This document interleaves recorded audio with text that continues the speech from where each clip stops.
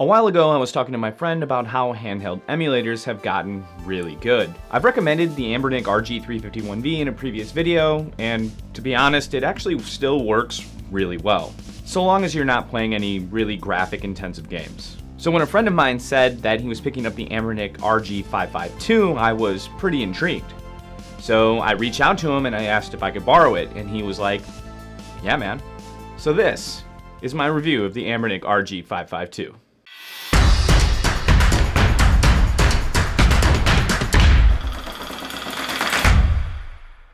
If you wanted to take a quick second and support the channel, I would really appreciate it if you hit that subscribe button down below and like this video if you enjoy content like this.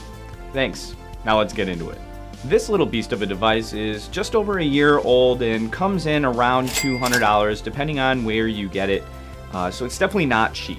It boasts a really nice 5.36-inch OCA screen and a 5:3 aspect ratio, a Mali T860 GPU, 4GB of LPDDR4 RAM, and a RK3399 1.8 GHz. Hold up, let me see if I'm getting this right.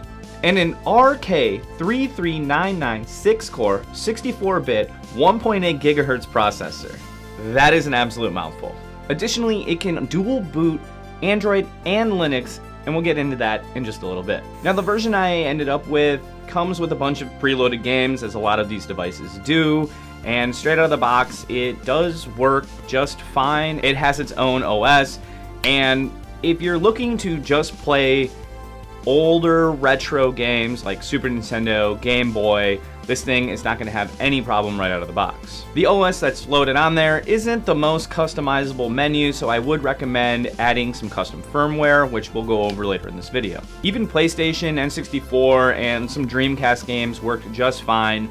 Really, we kind of got into the issues with this device when you tried to play PlayStation 2 and GameCube games. My friend actually purchased this for the sole reason to be able to play GameCube games, as it was advertised at the time he picked it up as being able to do that. Unfortunately, I was not able to actually get any GameCube games to run properly, despite looking at a bunch of different settings online. Sorry, buddy. Now, as I mentioned before, this screen looks great. It's honestly one of the best screens I've even seen on a handheld emulator. And the 5:3 aspect ratio actually makes it perfect for playing Game Boy, Game Boy Color, and even Game Boy Advance games. It ends up being about a 7 times upscaling, so everything looks beautiful. So if you're hoping to get a little bit more out of this device, you will have to add some custom firmware. There are a bunch of different OSs out there, however, I ultimately went with Android 11. Now look, I won't lie. Even watching other tutorials on how to load everything on this, it took me forever. It was one of the most biggest pains in my asses to get this done, and it honestly took me almost all day. And it will even cost you just a little extra to get this all loaded on here. If you do want to get Android 11, you will have to go over to Black Seraph's Patreon page and subscribe at his $10 a month tier. And then once you download it, you can spend the next several painstaking hours getting everything loaded up. Once you do all this, you will have a nice clean install of Android 11 and will then be able to go to the Google Play Store and start downloading emulators. You're certainly more than welcome to keep everything looking like an Android phone at this point. However, I really wanted this to feel like a handheld gaming device, so I went ahead and downloaded Daijisho, which is an amazing front end that you can download for free. Now to get this on your device, it's super easy. Simply just go to the Google Play Store, type in Daijisho, and install it. It's really that simple. If you do have any issues with this though, I will add a link down in the description below for you to follow along with the guide.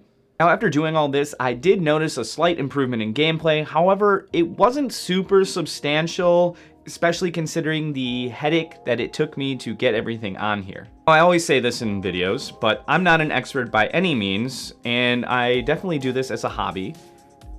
And this was also my first time doing an Android 11 install on a device like this. So I am sure that if you are used to doing this, it's much simpler and you will have no problem. I do enjoy the aesthetics of Daijisho front end as well as the ease of use. Now the real question is, should you buy this device? And well, my short answer is no. Look, I like a lot of things with this device. However, for around $200, there are plenty of systems out there currently that you can get for significantly cheaper that will do the exact same thing, if not a little bit more. Plus, if you want to spend just like $100 more, you can get a really nice handheld system that will allow you to play Game Pass and higher end retro consoles. So it is really hard to recommend this device. However, if you're looking for an amazing experience playing Game Boy Advance, even Game Boy Color games, this screen and the aspect ratio is going to be fantastic. So this actually might be your device. Like I said before, the screen really makes playing those systems incredible. So I really hope you enjoyed this video. It would mean the world to me if you went and hit that subscribe button down below, like this video, and we'll see you in the next video.